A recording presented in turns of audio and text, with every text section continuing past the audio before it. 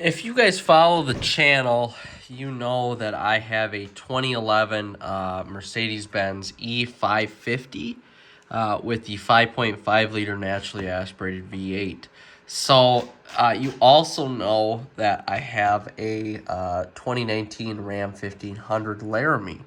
So, I have my second car for basically summertime driving, and I don't drive it in the wintertime, and I drive it. I'm a car enthusiast, so I like to have that second car, whatever it may be. I had a Genesis, if you remember that, 5.0 R-Spec beforehand, and then before that I had a 2011 Ford Fusion Sport with the 3.5 liter V6 in it. So anyway, I don't have a lot of time to essentially do a lot of hobbies with the work that I'm in. So I picked up the hobby of driving. So now I'm on my third car, fourth car actually, but third car that I use for my second vehicle.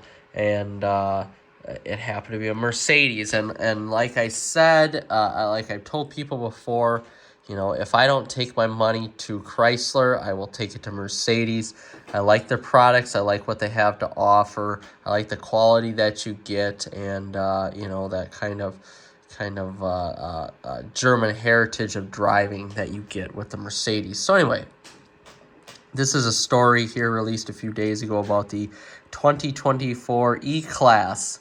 The interior was released. You can see that they are essentially going with the hyperscreen look of the EQS, EQE, with the screens. You've got digital display for your tachometer, that console right there. You've got your center console, then you got your console for your passenger, your touchscreen for the passenger right there. And to be honest with you, it looks a lot like Jeep, what Jeep is doing in their Grand Cherokees and Wagoneers and stuff like that.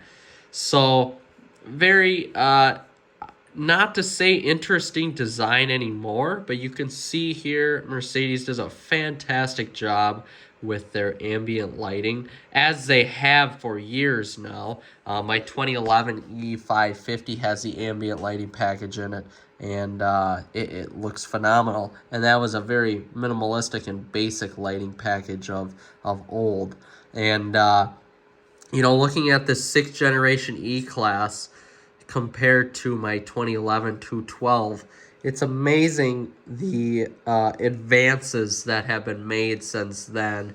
And this is definitely the most striking advancement of interior tech since that 212 Mercedes.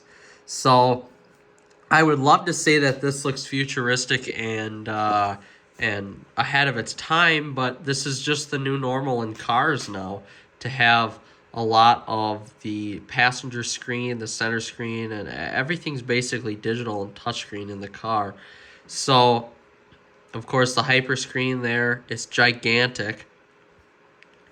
If we're looking here, like the EQS, it's going to have that hyperscreen. I would assume that possibly the C-Class and even the, for sure the S-Class eventually is going to have something like this in it. I wouldn't see why not. I really wish they released the engines here in the vehicle, but that's okay. At least we kind of get to see what the interior looks like. And if I do say the interior looks fantastic, you've got your door controls there, heated cooled seats on the door.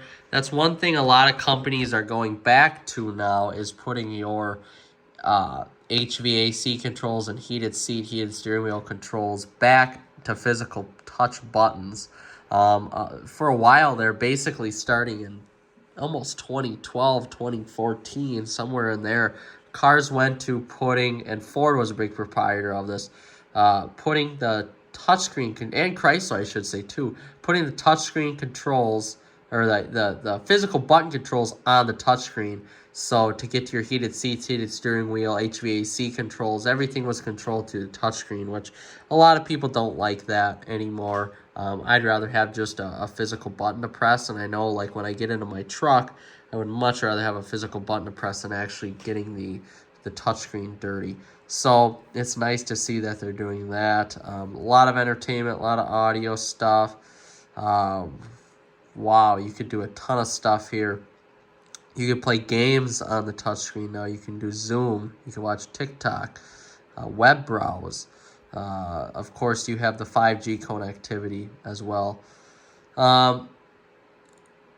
You can get the Burmeister Premium Audio again as what is normal in the vehicles. They went away from Harman Kardon. You know, ultimately, this looks fantastic. I mean, Mercedes, let's talk about Mercedes for a second. So Mercedes is known for having their safety features. Mercedes is known for leading the edge in technology and safety, basically. And the last couple years, mainly in the mid-2010s, Mercedes wasn't doing the best job with their technology, but they've really stepped this up a notch to compete with other rivals and essentially make this better than all the other German rivals that they have, namely Audi and BMW. And their interiors are just classical.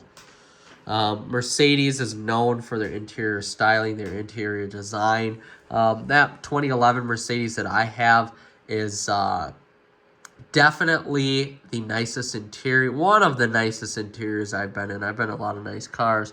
That's one of the nicer interiors I've ever been in, and it's a 2011. That's an old car now. That's a 12-year-old car. So, 11, I should say. I'm pretty impressed with it, pretty impressed with the quality, and you do get that quality in Mercedes-Benz through and through. This is quite possibly a rendering of the new E-Class, what it could look like. You can see the E-Class is a very kind of an understated design. And this would probably be more suiting towards the AMG trim of the car. You can see the black accents and the black rims, although we are not sure. This is just an illustration of the E-Class. So you can see that Mercedes really understates their cars, and they do a great job at that. And ultimately, when I was choosing my Mercedes, that's why I went with the E-Class, because compared to the Genesis, it was more understated. Some people just don't like to stand out in a crowd that much, and that's totally okay, I do have to say. And I really like this classical design of the Mercedes here. You've got a few of the hood bulge right there and right there, and you've got those clean lines of the Benz as well. So ultimately, this looks like a good car. We do not know the powertrains, though, so we don't know if there's... Well, we know there's going to be a V8 because they announced the AMG 63 S in the E-Class. So we know there's going to be a V8 with a hybrid powertrain there, but we don't know their base model cars, if they're going to carry over the E350, the E450, the AMG 53. We don't know what they're going to do there and what they're going to offer for engine choices. So it'll be interesting to see if they keep their engine choices the same as previous years and then just bump that AMG 63S up, or if they're going to include some hybrid powertrains here with all their vehicles. So we're just not totally sure yet. But we will find out, because Mercedes says that the 2024 E-Class will go on sale in the U.S. later this year. So we can expect to see more of the new sedan revealed within the next few months. But overall, pretty exciting. This is going to be their volume leader in cars, and we will see.